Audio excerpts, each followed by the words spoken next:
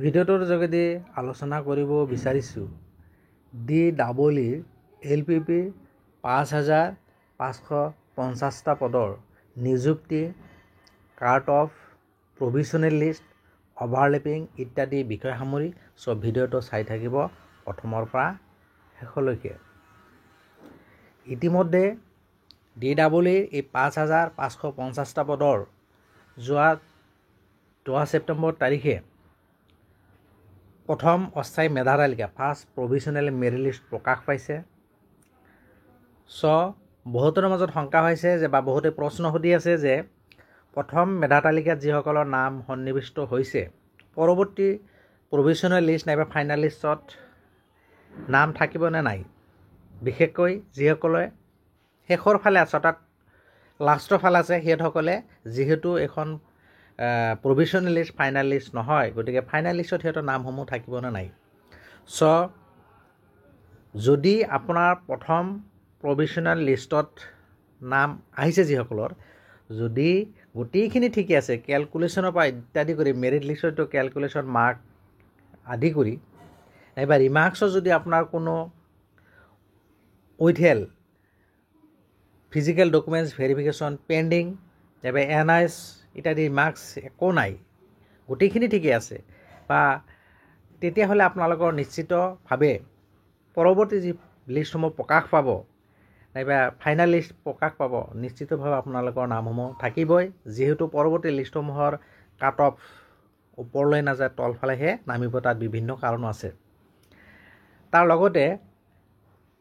একাংশ প্ৰাৰ্থী আছে যিসকলৰ হয়তো উইথহেল্ড আছিল নাইবা ফিজিকেল ডকুমেণ্টছ ভেৰিফিকেশ্যন আছিলে নাইবা NIS ইত্যাদি কাৰণ হৈ আছে, গতিকে সিহঁতৰ যদি ডকুমেণ্টছ ভেৰিফিকেশ্যনত প্ৰয়োজনীয় ডকুমেণ্টছ ছাবমিট কৰা নাইবা ভেৰিফিকেশ্যন এটেণ্ড নহয় আৰু একাংশৰ NIS প্ৰাৰ্থী আছিল সিহঁতৰ ডকুমেণ্টছ যদি ছাবমিট কৰিব নোৱাৰে, তেতিয়াহ'লে আপোনালোকৰ যিখন পৰৱৰ্তী মেৰিট লিষ্ট প্ৰকাশ পাব নাইবা ফাইনেল লিষ্ট প্ৰকাশ পাব সেই লিষ্টত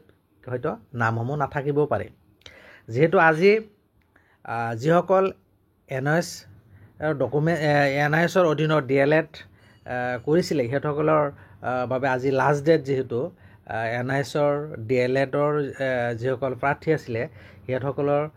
UDISৰ লগতে স্কুল নেমসমূহ আপলোড কৰিব দিছিলে। যোৱা 25 তাৰিখৰ পৰা আজি লাষ্ট ডেট আছিলে। NISৰ যিসকল প্ৰাৰ্থী আছে সিহঁতসকলে আপোনালোকে আজি এই ডকুমেণ্টছখিনি যিসকলে আপলোড কৰা নাই কৰি দিব, নহ'লে আপোনালোকৰ প্ৰভিশ্যনেল লিষ্টত যদিও নাম আছে কিন্তু পৰৱৰ্তী লিষ্ট নাইবা ফাইনেল লিষ্টৰ নামসমূহ কিন্তু নাথাকিব। NIS প্ৰাৰ্থীসকলৰ বাবে আজি এটা গুৰুত্বপূৰ্ণ খবৰ যে যিসকলে প্ৰাৰ্থীৰ UDIS আৰু স্কুল নামসমূহ আপলোড কৰা নাই আপোনালোকে সোনকালে কৰি দিয়ক, আজি যিহেতু লাষ্ট ডেট। তাৰপিছত কাট অফ মাৰ্ক নিশ্চিতভাৱে তলফাললৈ যাব আৰু কিমান যাব এইটো আমি কিন্তু 100% কৈ দিব নোৱাৰোঁ, কাৰণ পইণ্টৰ কাৰণে বহুত প্ৰাৰ্থীৰ নাম সোমাই যায়। গতিকে পইণ্ট একেবাৰে কম নম্বৰৰ কাৰণে যিসকল প্ৰাৰ্থীৰ নাম সোমোৱা নাই সেইসকলৰ নাম নিশ্চিতভাৱে সোমাব। আৰু যিহেতু পৰৱৰ্তী লিষ্টত উইথড্ৰয়েল অপশ্যনটো সন্নিৱিষ্ট হৈ আছে, তাৰ লগত একাংশ প্ৰাৰ্থী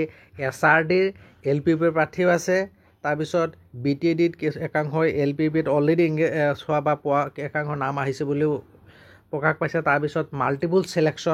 মাল্টিপুল পষ্টতো চিলেকশ্যন হৈ আছে, মোৰ দেন 1 ডিষ্ট্ৰিক্ট LP হওক বা UPত হওক নাইবা LP UP দুয়োটাতে চিলেকশ্যন হৈছে।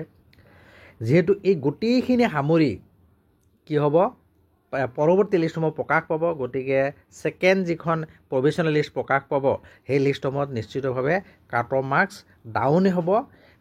খুব বেছি ডাউন নহ'ব, কিবা এটা ডাউন হোৱাৰ চান্স আছে পইণ্টৰ ফালে। তাৰপিছত আৰু এবাৰ যিহেতু মুখ্যমন্ত্ৰী ইতিমধ্যে উল্লেখ কৰিছে LPUPৰ লিষ্টৰ আগতে GT আৰু PGTৰ পষ্ট ফাইনেল লিষ্ট প্ৰকাশ পাব, বিশেষকৈ 15 তাৰিখৰ সিফালে প্ৰকাশ পাব। আৰু এই লিষ্টৰ পিছতে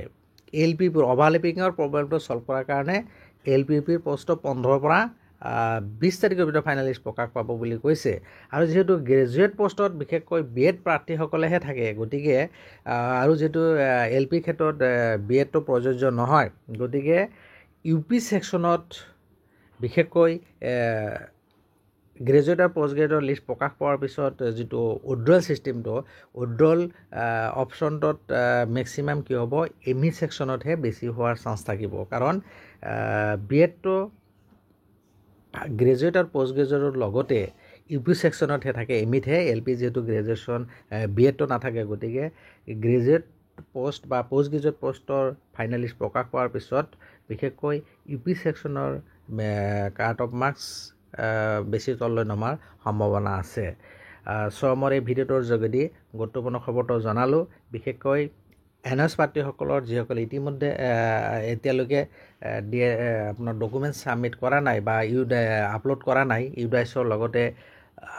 আপোনালোকৰ যিটো স্কুল নেম আপলোড কৰিব দিছিলে সিহঁতসকলে আজিয়ে কৰি দিয়ক যিহেতু আজি লাষ্ট ডেট মোৰ ভিডিঅ'টোৰ যোগেদি গুৰুত্বপূৰ্ণ খবৰটো জনালোঁ আপোনালোকৰ বিহুৰ পিছত দুৰ্গা পূজাৰ পিছতে অতি সোনকালে আপোনালোকৰ পৰৱৰ্তী লিষ্টসমূহ প্ৰকাশ পাব আৰু সেই লিষ্টত কি কি আহোৱা থাকে তাৰপিছত সেইসমূহ কাৰেকশ্যন হৈ যোৱাৰ পিছত ফাইনেল লিষ্টত নিশ্চিতভাৱে আপোনালোকৰ ভাল খবৰ আহিব মোৰ ভিডিঅ'ৰ যদি এইখন খবৰ জনালোঁ ভিডিঅ' ভাল লাগিলে লাইক আৰু শ্বেয়াৰ কৰিব ধন্যবাদ